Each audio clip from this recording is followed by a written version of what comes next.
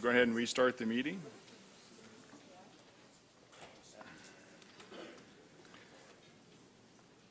The next item is R3, Administrative Office. Consider taking following actions regarding the fiscal year 2011-12 mid-year budget update. Mr. Lees, are you starting with this one? Ms. Palin, thank you very much. Morning, Chairman Modi, members of the board, B.B. Palin, County Fiscal Chief. I'm really pleased to be here this morning to give you our mid-year overview, and it's also an opportunity for us to set the stage, the parameters for our next year, fiscal year 2012-13 budget. It's kind of seems odd to me. I feel like we were just up here doing this, but every year it just seems to come faster and faster.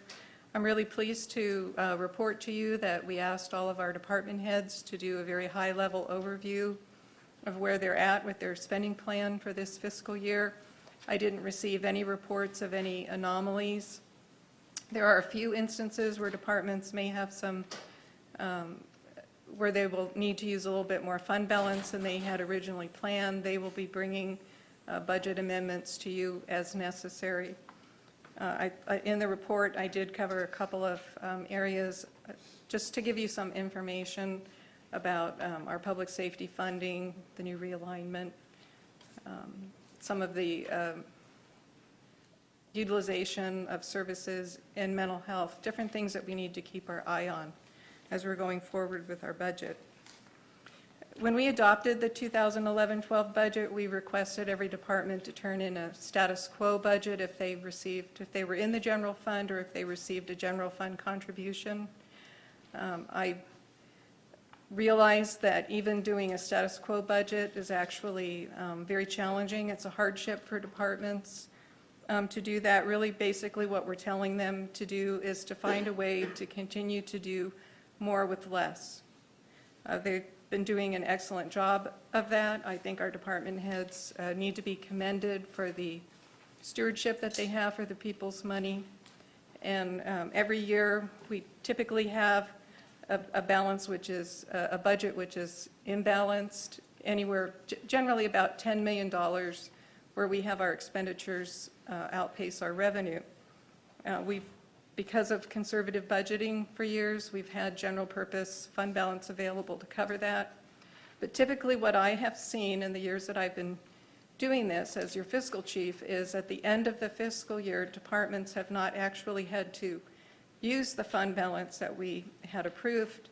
They've actually returned money to fund balance because they are doing such an excellent job of controlling their expenditures. What ends up happening is that money returns to fund balance and then it becomes the basis for a budget for the following year. Living within these parameters, believe me, it takes a lot of creativity and sacrifice. It takes sacrifice on the parts of everybody within our county family. One of the reasons why you may be looking at the clipping service and you see that many counties are having problems, and when they go to their boards with their mid-year reports, they're having to make sometimes some pretty major changes to their budgets. We don't typically need to do that because of the policies that this board has adopted. We can bring those types of changes to you weekly if necessary. So we can react quickly to any budget shortfall. Also, if we have an opportunity to accept new revenue and to do new programs for our community, we can do that.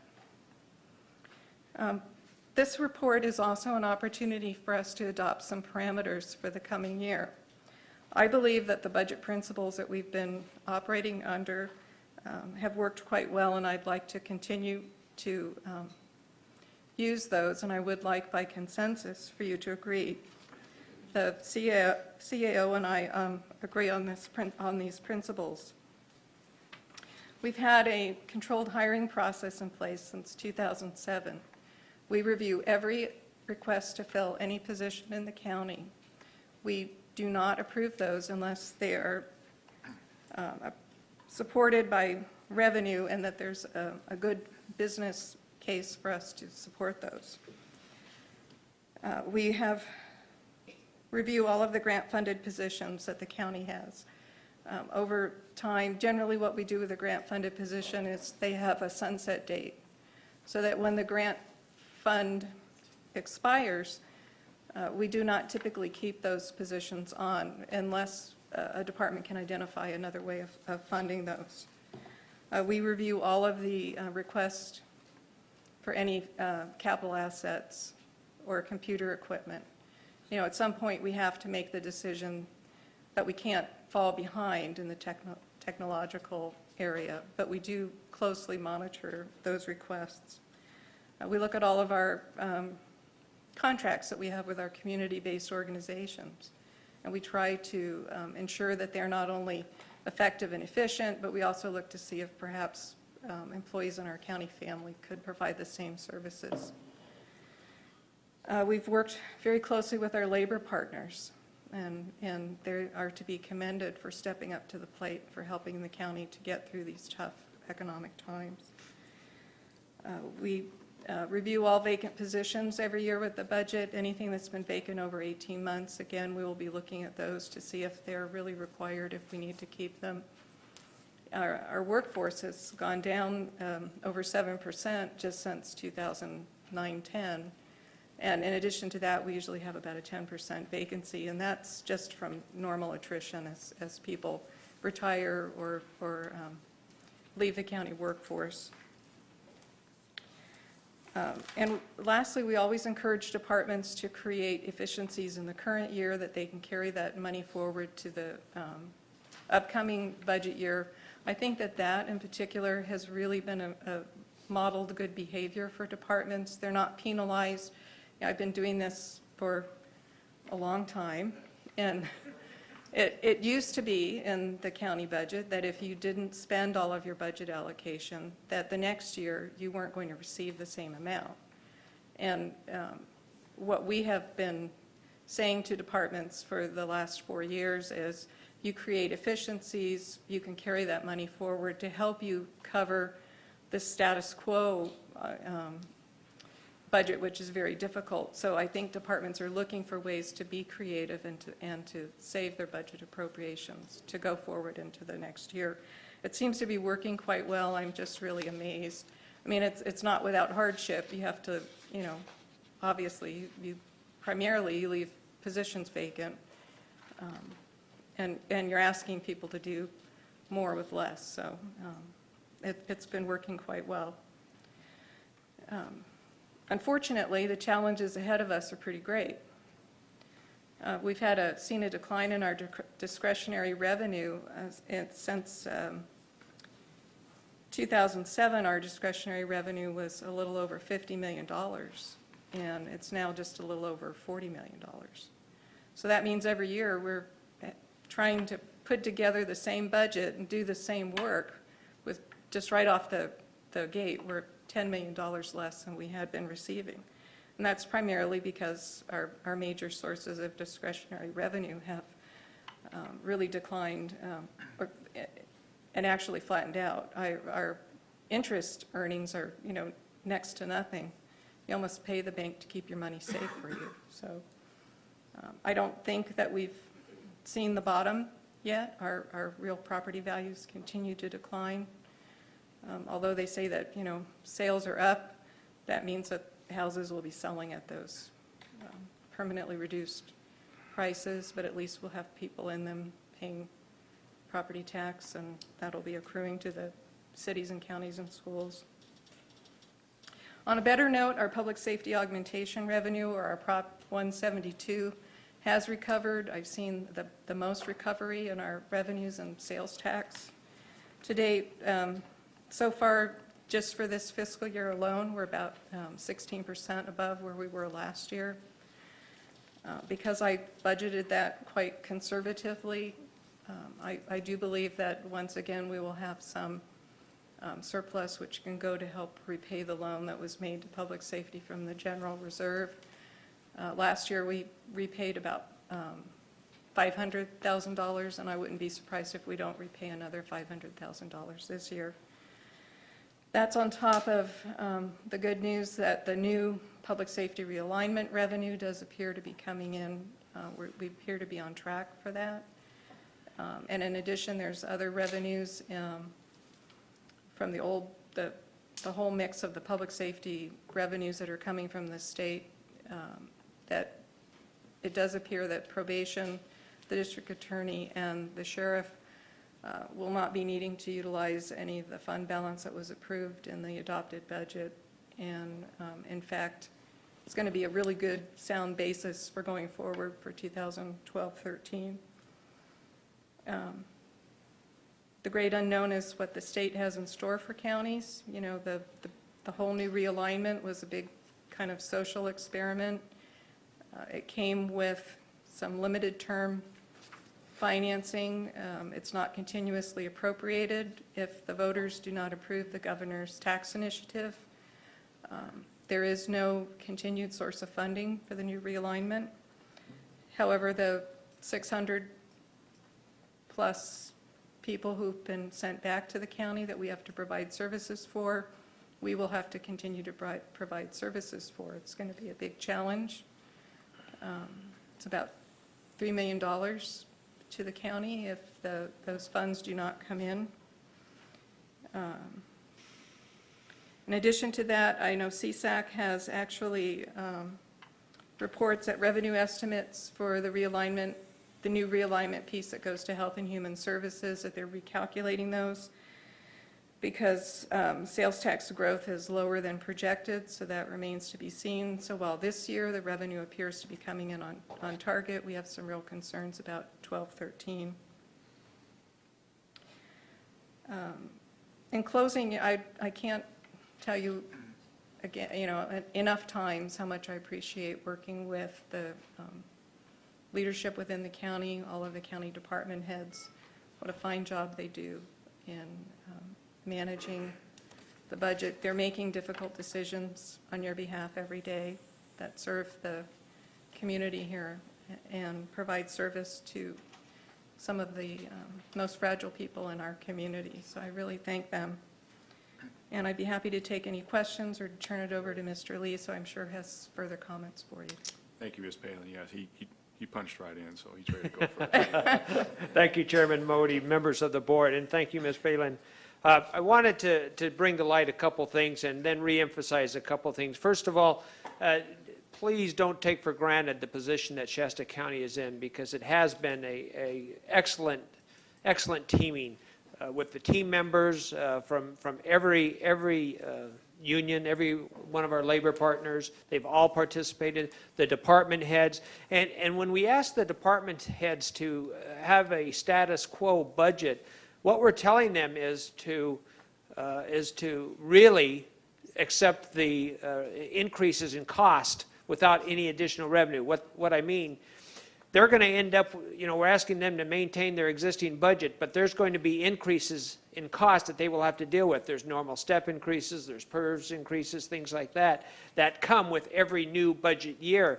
And so we're actually asking them to reduce when we say have a status quo budget, because we're asking them to accept and take on all these higher expenses that they'll have to enter into also. And they've done a tremendous job of that, and I can't make light of that. We've got a team here, and I think it's important to recognize that Ms. Palin's expertise has put us in the position we're in to be very competitive as it relates. And you couple that with the analysts like Elaine Grossman and Julie Hope and Megan Dorney, as well as the rest of the staff. And I think it's important we recognize the role that the auditor's office plays in this, because the auditor's office makes sure that they're giving us projections of what the revenue is going to be, what things are going to cost, what salaries are going to cost, and we depend on them highly to be pretty right on those targets, and they fortunately have been. So it is a team effort, and even as we speak today, there are cities and counties, and you've heard me say this before, there are cities and counties that are on the verge of bankruptcy. And I think I shared with the board just last Friday that the city of Stockton has now announced that they are claiming bankruptcy. I mean, that is a huge impact for the city of Stockton to be doing that. You've heard me say before that we're doing what we can to take care of our own destiny, is to create opportunities. You've heard me talk about the picking up the federal request and the state request to become the multi-county housing authority, multi-county child support call center, And there's other things that are coming that they've asked Shasta County to consider, and there'll be meetings coming where they'll talk to us about taking on other work from these counties. And of course, we'll do that at no expense to Shasta County itself, but there has to be certainly a benefit to us. It seems like since 2008, I've been saying, well, we've got this state gap and we don't know how they're going to fill it. And I was trying to couch this to have a really good news today. I wanted to say, okay, we have good news. And so I think I figured out a way to do this. Although that was before I heard the PERS assumptions. Is this the smoke and mirrors part? Well, the good news, bad news. Let me talk about some bad news first. We did in with the good news. I noticed Ms. Palin did that. The PERS has generated some new assumptions. They haven't adopted them yet, and this is for pension. They haven't adopted them yet, but they have considered these assumptions, and they've thrown them out. I guess they could call it a trial balloon. We did actually Ms. Palin did the work on that to determine the impact to Shasta County. If PERS pension adopts these new assumptions, it will increase Shasta County's cost it will create an increase of $5.5 million annually, just in PERS cost, annually. If they adopt these new assumptions, and there's no reason to believe they're not going to yet, but I know many counties like us are pushing back. They came out about a week ago. It will increase Shasta County's cost by $5.5 million annually, every year. That means we're going to have to come up, even though we've had this $50 million of discretionary, and we're going to drop to 40. I mean, we've already dropped to 40. We're still going to have to find another $5 million in there to just keep up with PERS in the pension. You've heard about the state gap, and this is where I think, to me, I could see some optimism. The state gap is what it's always been. The talk is that it's somewhere between $8 billion and $15 billion. Now, when I say state gap, that is in this year's annual operating budget for the state of California.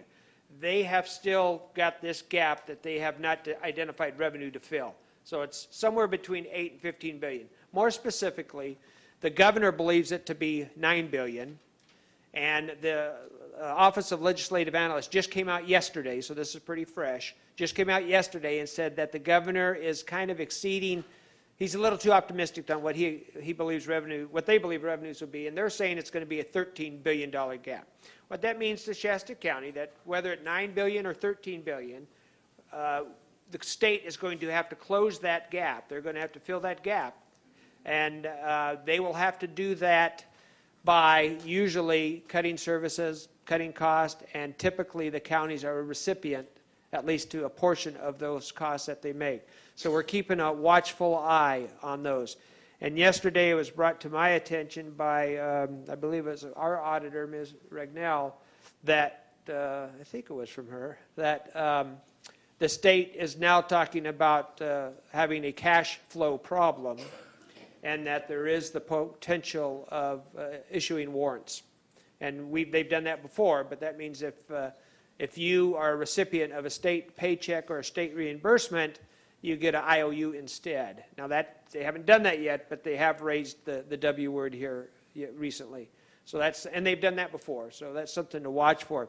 The good news is this $13 billion or $9 billion gap, whatever it is actually not a new gap. I mean, we're not going down. The economy this year isn't worse because we've now got this $9 to $13 billion gap. It's actually the same billion-dollar gap. It was $15 billion, but it's the same gap that was there in 2008.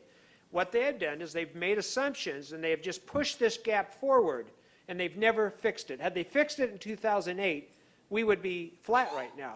It would, well, hopefully they wouldn't have increased spending, but we would be flat right now. And so, I mean, that is the good news, and is the economy has stabilized, and actually it's kind of flush. The problem with the gap is just because they've never fixed it. They didn't fix it 4 years ago, and they've just pushed it forward. So that's the problem we're dealing with now. I want to reemphasize one other thing Ms. Palin said, and that was about the house sales. You know, we know the real estate market has picked up. By picked up, I mean more homes are being sold. But keep in mind that they're being sold at a lower cost Because of that, the assessment's lower, and that's good news for those that are buying, I understand that. But keep in mind, that means less revenue to the county, because that's part of our discretionary funding. And when those assessments are coming in at a lower value, that's great for the folks and the public, but it does mean less money for counties that we have to deal with. So with that, I'll stop there and open it up to any questions that you might have for Ms. Palin and I. Hopefully, most will go to Ms. Palin. The questions. And I actually have a specialist that I can call. Oh, okay. Okay, pleasure of the board. Anybody have any questions? Mr. Hawes? Well, comment, I think it's great that we're staying with these principles, these 10 principles. We started that a number of years ago, and thank you both for continuing that, and thank all of our employees throughout the whole county for doing what they can have done and continue to do to keep us where we are. I mean, it's, when you look at some other counties, I had the opportunity to look at the record from Modoc County last week, and that board got in an actual fight last week at their board meeting and fired the chairman and elected a new one. So you can see that there's a lot of unrest. I'm not kidding you, they did that. Yeah, they did that. It was horrible. The people were there. They couldn't believe what was going on. But there's a lot of this going on around the states. There's a lot of counties that are in deep debt. See, and we're not that way. So we can be real fortunate that we've done a good job here keeping ourselves fluent and keeping the county going. So thanks to all of you for a great, great job. Where's the button where I turn off his mic when he starts? Going to get, actually might be doing me a favor. Well, we're I not don't know. going to fire you. No, I Don't just worry. was You're wondering. doing a great I was wondering job, where you by were the just, way. yeah. Thank you, Mr. Hawes. Mr. Kehoe. Thank you, Chairman Modi. Ms. Palin, this is first order work, Yes, it is. and Thank you. anyone wishing a tutorial on the status of the county budget can spend a few minutes going over this, and I think glean a great deal of information. From my perspective, let me summarize what I think that the platform for budget stability in Shasta County is based on. And I think it's based on 4 factors.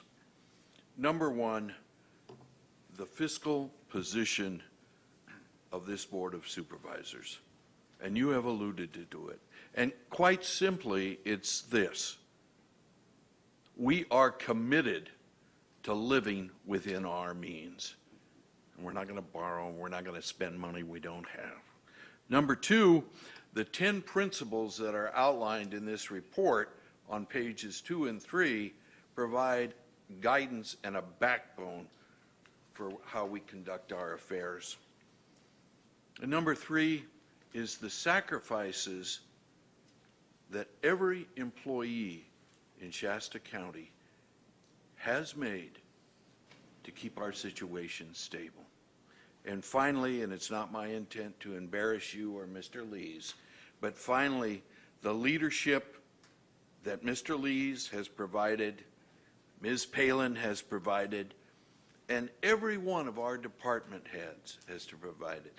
That's why we're here today with this report, because you folks are doing a heck of a good job. And quite candidly, I think it's appropriate this morning, Mr. Chairman, for you to request that the department heads that are here this morning, if they could stand, we could show our appreciation to them. Well, Mr. Kehoe, I'd be happy to ask them to stand.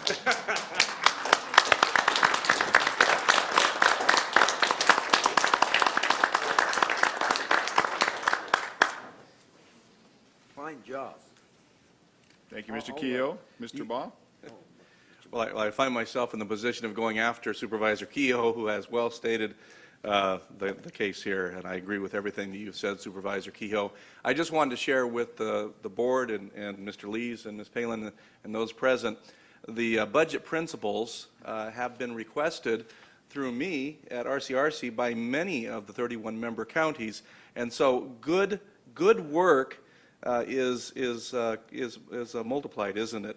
And there are many counties who have taken these from me as I've photocopied and sent them on to them that I believe are introducing them to their own boards and to their own staff. So I just want to say again, congratulations. It's worth copying something that works, isn't it? I hope you've let them know that that's copyrighted and there's a cost for that. Very good. There's a bill. Thank you, Mr. Baum. Okay, I'll go next. Just, I don't want to belabor the point, but there were two things I wish we want to touch on, which have been touched on already. But I thought your words, Ms. Palin, were very appropriate when you said that it's the department directors and their staff and their stewardship of the people's money.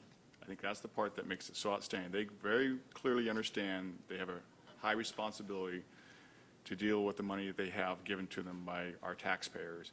And I think your report clearly shows, when it shows the status of the budgets of all the individual departments, how much they take that to mind, to heart when they do their budget. They clearly do watch out. They're all well within their budgets. They're keeping on track. They're just doing an outstanding job.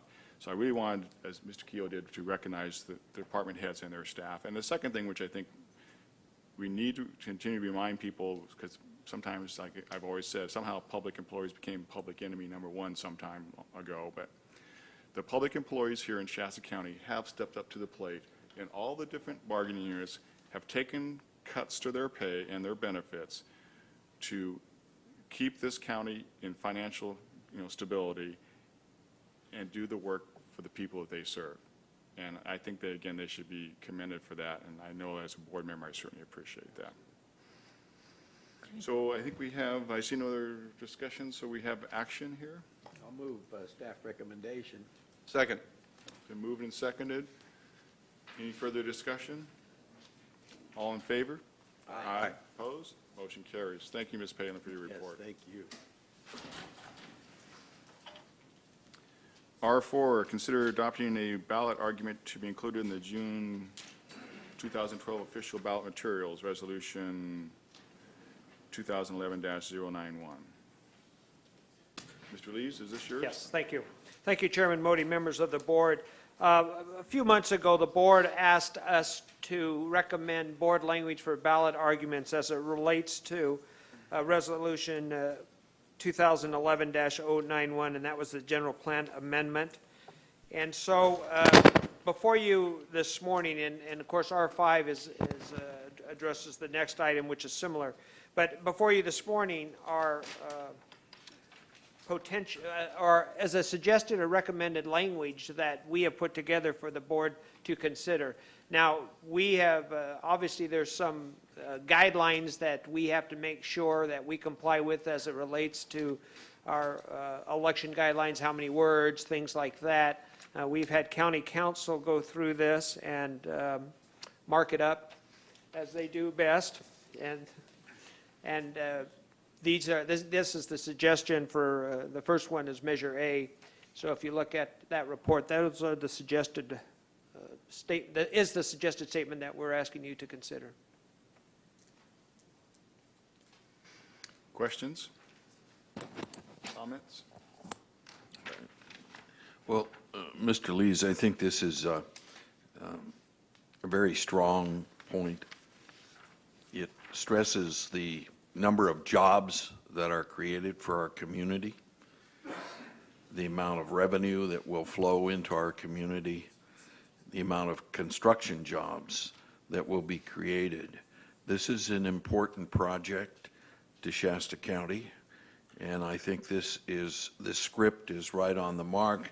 I do make the observation, and I know we're limited to the number of words, but it's important for everyone to I think it's important for everyone to recognize that this project is funded with private money as opposed to using taxpayer money to make it a reality. And that's a pretty dramatic statement when you look at this project in juxtaposition with other projects that other jurisdictions may consider. This is private money. Is there a way to add that, or? There is. We are limited on the words, but that's, I believe, with the county council's concurrence, that we can weave that in. Now, we're actually at 299 or 297 words on this, and the limit is 300. And so we can't just add that, but certainly I'm looking at the second paragraph there where I think we have an opportunity to remember, to without changing the entire content, replace a couple of those words with this statement if the board is in agreement with that.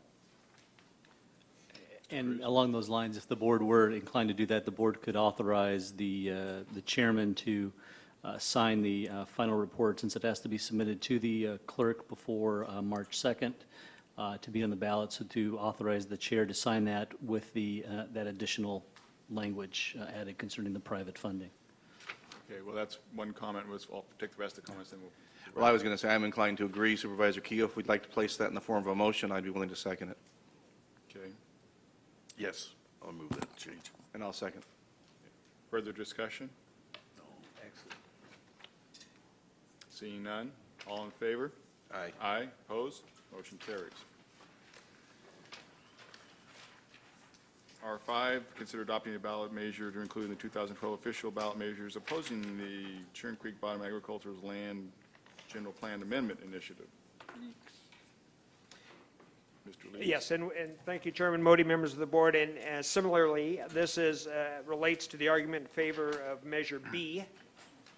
And we took on the exact same task as working together in forming the data to support a ballot statement that we thought the board would approve of.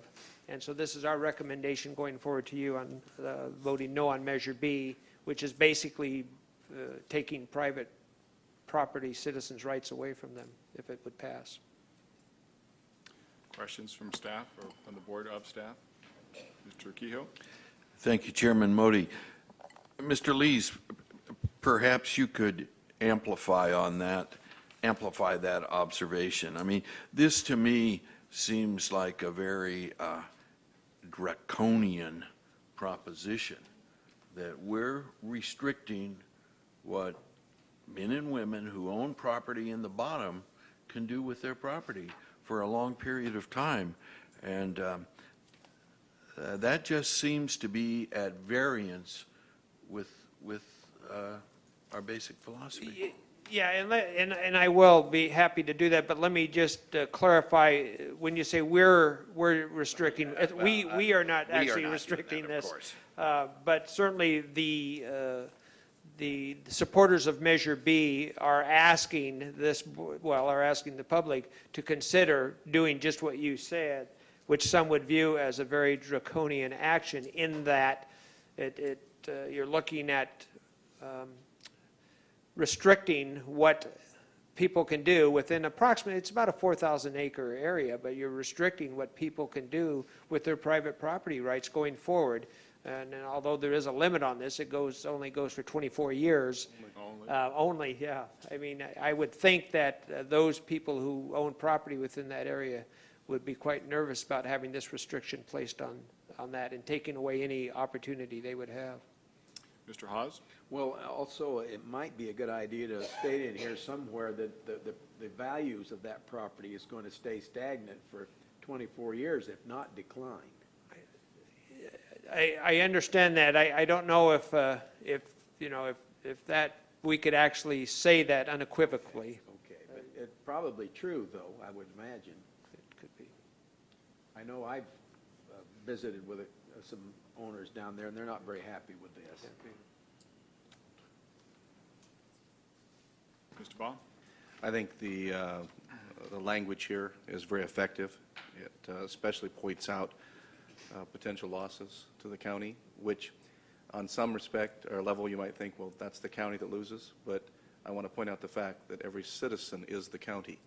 And if we're losing millions upon dollars of money that can be used and promoted in our general fund to promote the number one area that we are called upon as a public service agency, which is public safety, these dollars literally would come out of future public safety, in my mind. We have to make sure that this language gets in there. I'm very supportive of it. Unless Supervisor Kehoe has a gem to offer in there, I'm going to go ahead and move approval. I'll second that. Moved and second. Any further discussion? All in favor, say aye. Aye. Opposed? Motion carries. Thank you. Well stated.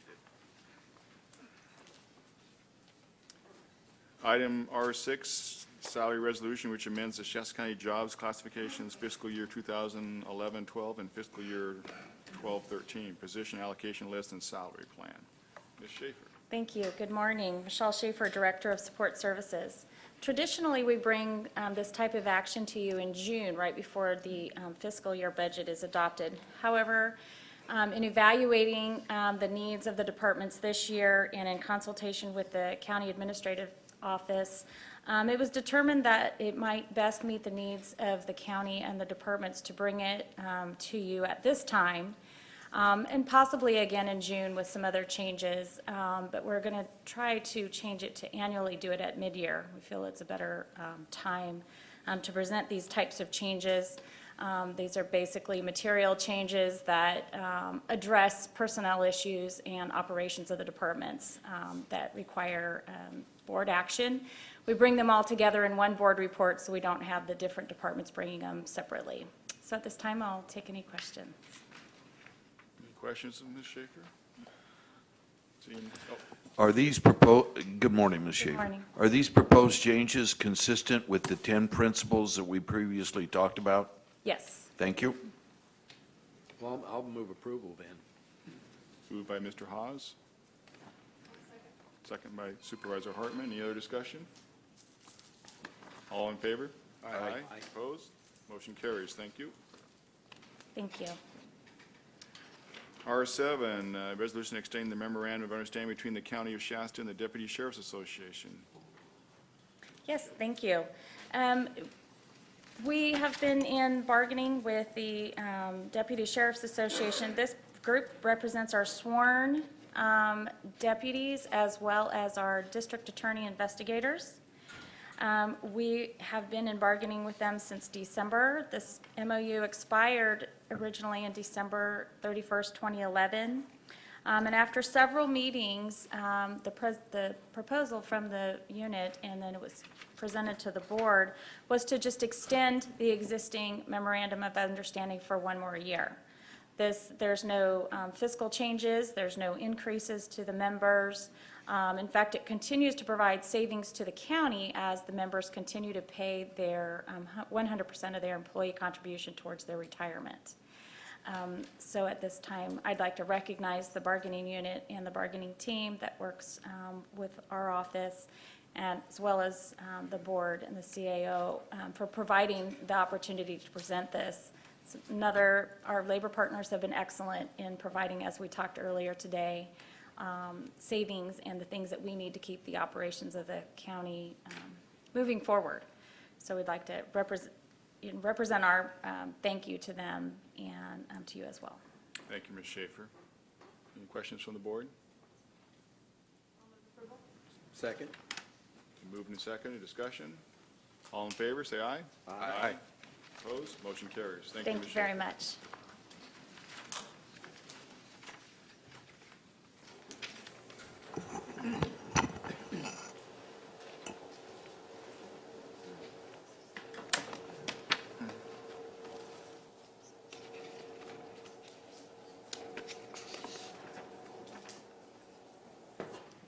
We will now move on to scheduled hearings.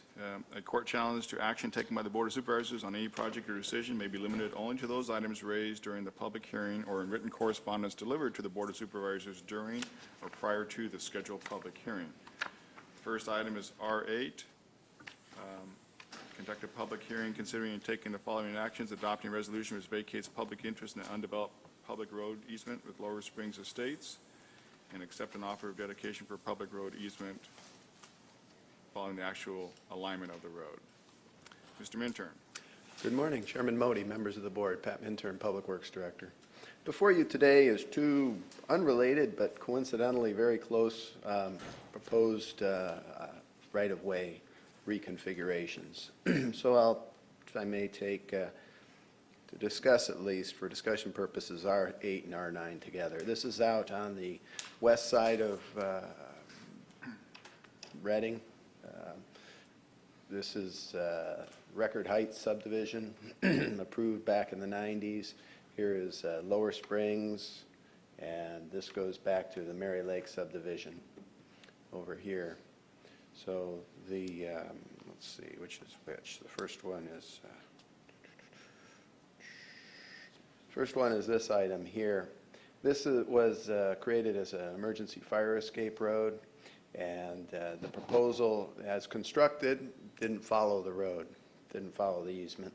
There was a horseshoe here, and the proposal is to abandon this and then replace it with the green alignment, which is what is actually in the field. And the second one concerns some property owned by the McConnell Foundation. When this was subdivided, the plan was to have a number of individual parcels up here, so naturally the road would come up here and serve all those parcels. The McConnell Foundation has since acquired all these parcels. They have a proposal to revert them to acreage, and so they wish to abandon the public easement within their holdings.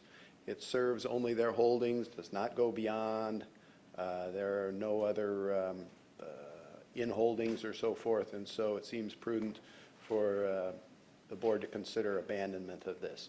So again, to re-summarize, R8 is to abandon the green, or abandon the blue, replace it with the green. We've received an offer of dedication, verified in the field that the green actually follows the alignment as proposed. And secondly, for the board to consider abandoning this portion of the road. So that concludes my presentation. If you have any questions, I'd be glad to answer them at this time. Questions of Mr. Minturn? Mr. Baugh? Yes, thank you, Chair Modi. Is it just an error on the drawing that we're looking at that the one end of the green doesn't seem to align with the road? It aligns with the road. The problem is that this section of the easement does not align with the road as it actually exists in the field, and this is a separate property ownership. The road as constructed runs along one edge of this easement, and then it goes squarely into the green portion of the easement. So it's unfortunate that the two don't line up, but actually the green easement is right, and this existing easement is somewhat obsolete, but there is enough overlap in between the two. This is only a fire escape route. We could squeeze through there one way or another. Thank you. Mr. Kehoe? Mr. Minturn, as is our practice in these matters, we ask this question of you. Is there anyone that would be harmed by approving these proposals? No, sir. Thank you. Any other questions? Okay, at this time, I'll open the public hearing. Anybody want to speak on this item? Seeing none, close the public hearing. Pleasure of the board on R8. Second. Moved and seconded. Discussion? Seeing none, all in favor? Aye. Aye. Opposed? Motion carries. Thank you. R9, you've made your presentation. Any questions of staff on this item? Seeing none, open the public hearing. Anybody wish to speak to this item? I do have one request from Peter O'Neill. Yes. Peter, he messed up the last time. Okay. Anybody else wish to speak on this item? Seeing none, we'll close the public hearing. Move approval. Second. Any other discussion? All in favor of R9, please signify by saying aye. Aye. Aye. Opposed? Motion carries. Thank you, Mr. Minturn. Thank you.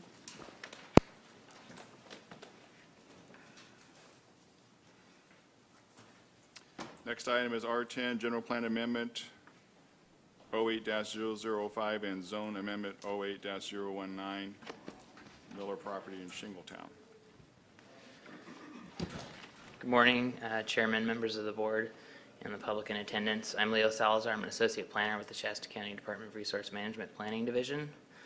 This project is in the Shingletown area, which is District 5. The project site is approximately 260 acres. It's located about a mile south of the intersection of Shingletown Ridge Road and State Highway 44. It's in the Eastern Forest Planning Area, and it's also in the Shingletown Rural Community Center. The current general plan for the property is natural habitat with a 40-acre minimum, and the current zoning is unclassified. On January 12th, 2012, the Planning Commission considered the applicant's general plan and rezoning request, and that proposal was made in conjunction with a proposed residential land division that would create 41 parcels and a remainder parcel. The Planning Commission considered the three applications, approved the land division, and recommended that the Board of Supervisors approve the general plan amendment to rural residential B, and that the Board of Supervisors also approve two rezonings, one to rural residential combined with the building site minimum for the 41 parcels that would be created for residential purposes, and then also the rural residential combined, or excuse me, the limited residential combined with the building acreage minimum of 30 acres to be applied to the remainder parcel. In recommending that the board approve these proposals, the Planning Commission recognized that the project site does not contain habitat for special status species, that potential impacts to deer winter range would be mitigated, that the general plan encourages growth in rural community centers, and that based on the land capability analysis prepared for the project and in consideration of the impacts on deer, that the recommended general plan designation and zoning would be appropriate. The Planning Commission also recognized that other potential impacts from the project, including impacts to air quality from erosion, wildfire, and noise, would be mitigated as proposed in the recommended environmental determination for the project of a mitigated negative declaration. I'm available to answer any questions you might have. Any questions of staff? No, sir. Seeing none, we will open the public hearing. Anybody wish to speak on this item? Seeing none, close the hearing. Mr. Baugh? With that, I'd like to just recognize the Millers are well known for their continued investment in the community and their quality professional work. I move approval. I'll second it. It's been moved and seconded. Any further discussion? All in favor, signify by saying aye. Aye. Opposed? Motion carries unanimously. Thank you, Mr. Salazar. Item R11, Zone Amendment 10-005, Brannon, Palo Cedar. Mr. Salazar, are you in this one too? I am Leo Salazar, Associate Planner. This project, as the Chairman stated, is in the Palo Cedar area, which is District 3. The property is about 40 acres in size, and it's located at the end of Tudor Drive, approximately 525 feet west of the intersection of Tudor Oaks Drive and Hidden Lane. This is in the South Central Region Plan area and the Palo Cedar Rural Community Center. The current general plan designation for the property is rural residential A, as a current zoning of rural residential combined with a 10-acre lot minimum. On January 12, 2012, the Planning Commission considered the applicant's rezoning proposal in conjunction with the proposed land division that would merge 4 parcels and re-subdivide the land, resulting in the creation of 10 parcels ranging from 3.72 acres to 6.4 acres in size. The Planning Commission recommended approved the land division and recommended that the property be rezoned to rural residential combined with the building site minimum. In recommending that the board approve the rezoning, the Planning Commission recognizes the project meets the current sewage disposal standards and criteria, that the proposed project density and average parcel size are consistent with the development in the vicinity of the project, and that the application of the building site minimum would recognize constraints on further subdivision of the proposed parcels and maintaining consistency with the development pattern in the vicinity. Therefore, the Planning Commission also in their environmental determination, recognize that potential impacts of biological and cultural resources and from expansive soils, erosion, and wildfire would be adequately mitigated, and they've recommended a mitigated negative declaration for this project. I'm available for any questions you have. Thank you, Mr. Salazar. Any questions? Seeing none, we will open the scheduled hearing. Anybody want to speak to this item? Seeing none, hearing is closed. Pleasure of the board. Move approval. Second. Moved and seconded. Discussion. Seeing none, all in favor? Aye. Aye. Opposed? Motion carries. Thank you. Thank you. Item R12, Zone Amendment 11-005, Columbia School District, East Reading area. Mr. Walker. Chairman Modi, members of the Board of Supervisors, I'm Bill Walker, Senior Planner with the Shasta County Department of Resource Management and the Planning Division. I'm here today regarding Zone Amendment 11-005 for the Columbia School District. The project site is located in the East Reading area, adjacent to the west side of Old Oregon Trail on the northwest corner of Old Oregon Trail and Jill Lane. The request is to approve a zone amendment to rezone 4 parcels totaling about 8.5 acres that are owned by the Columbia School District from the interim rural residential or IR zone district to the public facilities or PF zone district.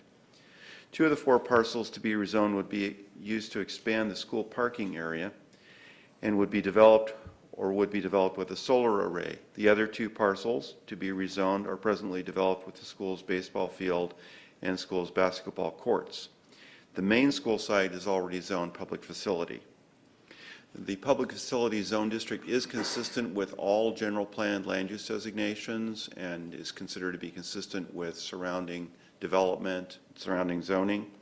So staff recommends that the Planning Commission recommends that the Board of Supervisors adopt a California Environmental Quality Act determination of a negative declaration as specifically set forth in Planning Commission Resolution 2012-003, and make the rezoning findings and introduce and waive the reading of the ordinance to amend the zoning plan of the County of Shasta identified as Zone Amendment 11-005 as specifically set forth in Planning Commission Resolution 2012-003.